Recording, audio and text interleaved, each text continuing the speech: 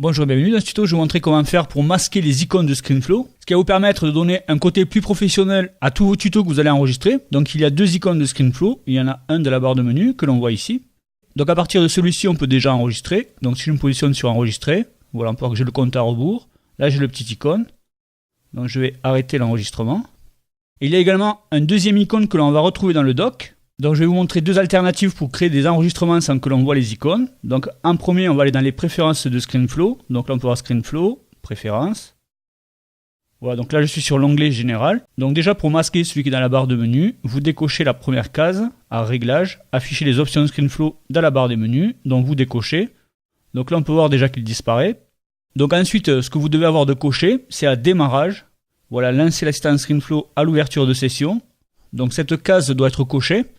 Si jamais elle n'est pas cochée, vous la cochez et ensuite vous redémarrez votre ordinateur. Donc ceci permet de lancer ScreenFlow automatiquement en utilisant un raccourci clavier. Donc en descendant, on peut voir ici le raccourci d'enregistrement. Donc moi par exemple j'ai Alt S.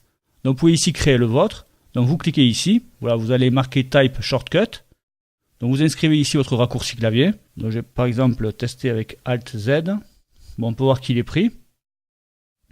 Donc je vais utiliser l'ancien, voilà, Alt S. Donc à partir de Alt S, je peux déjà enregistrer et arrêter. Voilà, je vais le faire, je fais Alt S.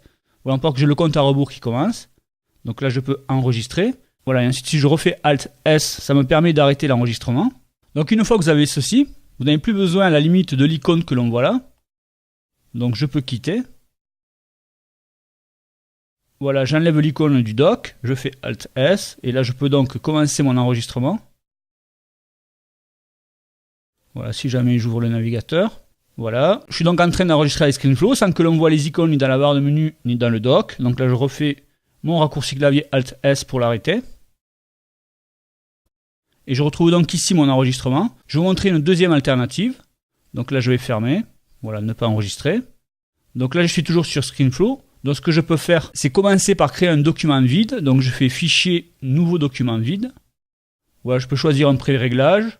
Soit les dimensions de l'écran qui correspondent à l'ordinateur, ou bien 1080p ou bien 720p.